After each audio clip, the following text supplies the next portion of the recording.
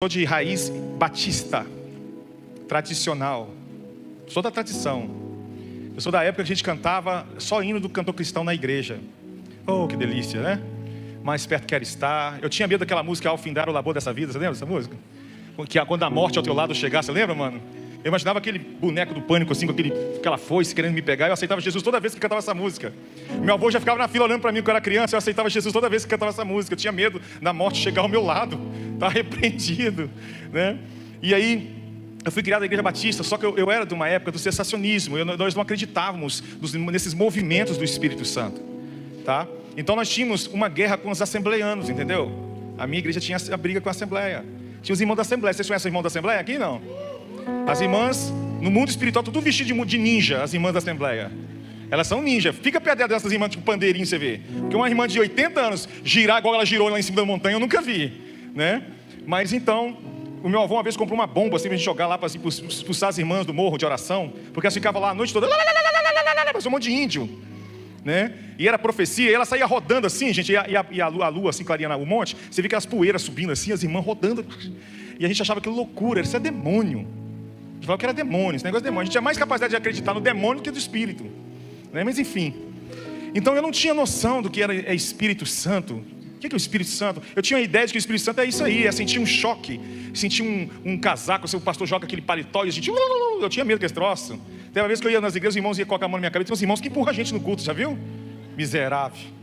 Eles botam a mão na cabeça, a gente começa a empurrar e ainda fala assim, vai cair. Não vai não, eu não caio. Olha, irmão, se eu cair aqui, é no poder de Deus. Que para eu cair, meu irmão, tem que ser do UFC, né? Então eu ficava assim, ó. Teve um dia que eu caí de pena do pregador, tadinho, tava passando vergonha, eu vou cair, tá aí, né? Eu sou muito genuíno com esses negócios. E aí eu fui criado na igreja batista por muitos anos. E por muitos anos eu ganhei muitas almas para Jesus com meu avô, viajando pelo Brasil afora. Meu avô um pregador do evangelho. A gente não tinha acampamento com ar-condicionado, galera. Era um facão, tinha que ficar um líder ali para espantar as cobras. Cobra coral que tinha no meio do mato. A gente escolhia um rio. A gente fazia as lonas do exército assim, fazia uma lona. E debaixo da lona, para tomar água, tinha que expulsar os bois, tá? E os bois faziam necessidade junto da água que a gente bebia, né? Então eu fui criado na igreja. Você está olhando para um cara evangélico desde que nasceu. Eu fui criado na igreja, cara. Nós ganhamos alma. A gente fala mineiro, fala assim, a gente ganhava alma a rodo. Toda semana era alma para Jesus. A gente ganhou muitas almas para Jesus. Eu era um jovem, adolescente. Eu era adolescente, 10 aninhos, 12 aninhos, 13 aninhos. E na igreja, participei de tudo que você imaginar na sua vida. Acampamento e retiro. Só que nossos acampamentos não tinha esse negócio de vamos buscar o Espírito Santo. Não, a gente ia lá para jogar bola. Quem sabe arrumar uma namoradinha, né? Para jogar bola, zoar. E tinha os cultos, mas os cultos eram muito chato. Porque culto sem o Espírito Santo não tem graça. Ou não? Você tem que fingir uma coisa que não é verdade. É horrível. Você tem que fingir que você é crente. Não existe crente sem Espírito. A Bíblia fala que aqueles que não têm o Espírito de Deus, esse tal não é dele. O Espírito Santo é a marca principal da vida de um crente. Crente sem Espírito não é crente. Vida cristã sem Espírito não tem, não existe, é mentira. É um grupo social. Mas sem o Espírito de Deus, não tem. Mas enfim, aí eu fui criado na igreja e cresci, vim para o Rio de Janeiro, todo destruído. Minha mãe já usou drogas, já foi para prostituição. Então tem aquela história toda que você já conhece. Pobre, eu vim da pobreza, já comi comida no lixo. Cheguei no Rio de Janeiro em 96. Tô velho. 96, cheguei na igreja congregacional de Bento Ribeiro e me tornei zelador da igreja para tentar alguma coisa da minha vida nessa cidade. E fui faxineiro na igreja há alguns anos lá. E lá na congregacional que eu comecei a ver, e era engraçado que os jovens na congregacional eram mais avivados, né? Aí eles cantavam aquelas músicas, pelo Senhor, marchamos. E eu ficava assim no meio do jovem, assim. E a galera, aí, o nosso general é Cristo. E eu ficava junto com a fila assim, sendo empurrado. Porque eu não dançava, meu avô ficava com uma varinha na mão. Quem dançava apanhava na igreja, entendeu? E aí eu comecei a ter uma nova visão, uma nova perspectiva, que é o Espírito Santo. Até que, resumindo a minha história, em 2001, dia 21 de julho, o dia mais feliz da minha vida, eu fui batizado no Espírito Santo debaixo de uma árvore. E a minha vida nunca mais foi a mesma.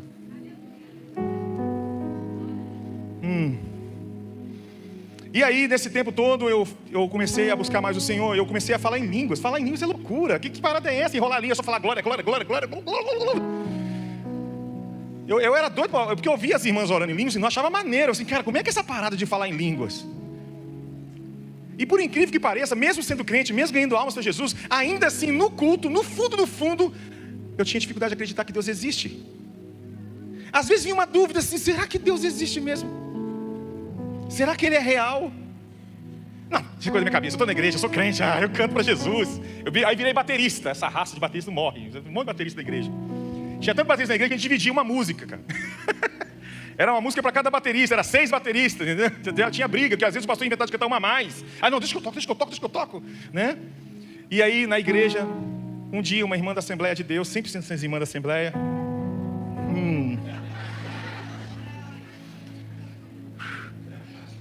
eu me considerava um filho de uma prostituta. Eu me considerava uma maldição da minha família. Porque foi assim que eu aceitei essa mentira do diabo. Fui criado assim, eu me sentia assim, uma maldição, uma praga. Já me disseram que eu era uma praga dos infernos. Então eu passei a minha vida toda acreditando que eu era um nada. Quando a Carol me conheceu, que essa é a minha primeira namorada e a última, minha esposa hoje, ela me conheceu quando era zelador da igreja. Às vezes ela ia me visitar lá na igreja, eu jogava o pano de chão debaixo da mesa, eu lá no banheiro, lavando o banheiro, ficava com vergonha. Aquela morena bonita chegava no banheiro, oi Gida, oi, tudo bem? Eu tô todo sujo de sabão aqui, né? Magrelo que só Jesus na minha causa. Meu paletó listrado é de uma lista só, né? E aí, nessa história toda, vindo para o Rio de Janeiro com a vida toda destruída, essa irmã da Assembleia me deu uma palavra, e o apelido dela era Nina, profetisa Nina, ela era cega. E aí no culto, faz um ré maior para mim. Eu estava num culto de jejum e oração da Assembleia de Deus, as irmãs do pandeiro, entendeu? Que quase ninguém vai, só vai os doidos. E eu ficava lá, de kamikaze, né? Novinho ainda, jovenzinho lá. Aí eu lembro que a irmã chegou assim, ô rapazinho, você canta? Aí eu falei, não, você tá doido? Eu canto? Mas você falaram que você toca um pouquinho de violão. Eu toco um pouco. Você pode cantar um louvor? Porque o irmão do violão faltou. Você tem certeza, irmã? Com essa voz de taquara rachada aqui. Ela, por favor, canta aí. Aí eu fui lá, fica com ré maior aí, assim. Vem minha só noiva. Já sabe tocar essa música? Vem minha noiva, vem me encontrar, vem me abraçar, vem minha noiva. Aí uma irmãzinha lá embaixo assim. Velho, eu fiquei assustado, eu olhei. Minha noiva. Eu falei, isso é maneiro. Aí eu mudei. Meu lindo noivo. Aí outra irmã lá atrás. E começou todo mundo rodopiar na igreja. E eu cantando.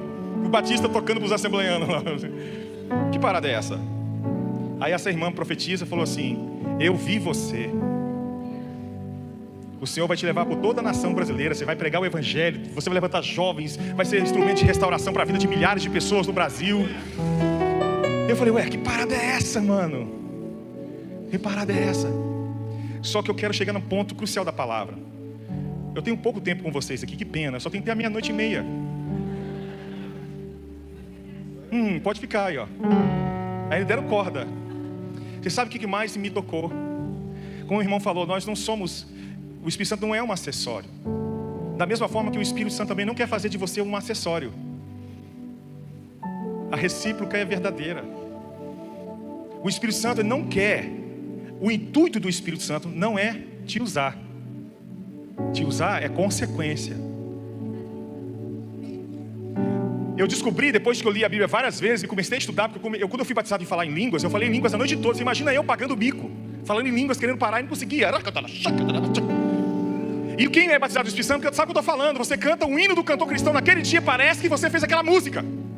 Porque o Espírito Santo, ele traz vida, ele faz tudo ficar novo de novo, sabe? É um negócio meio louco, não tem como explicar, só quem experimenta isso. Quando Jesus chega, fica tudo colorido. Quando eu fui batizado do Espírito Santo, eu não sei se vai dar tempo de eu contar como é que foi, mas a minha experiência é que quando eu fui batizado, que eu abri os olhos, que eu estava uns 15 minutos afogado no rio, que quando o rapaz puxou minha mão, eu senti a carcaça do meu corpo ficar no chão, cara. Parecia que eu estava morto. Eu estava morto na igreja. Eu ganhava alma para Jesus morto.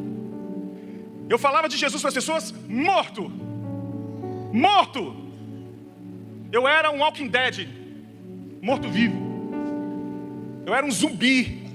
Só que a gente não percebe, até que Porque, irmãos, o grande segredo aqui não é você tocar, não é o Espírito te tocar.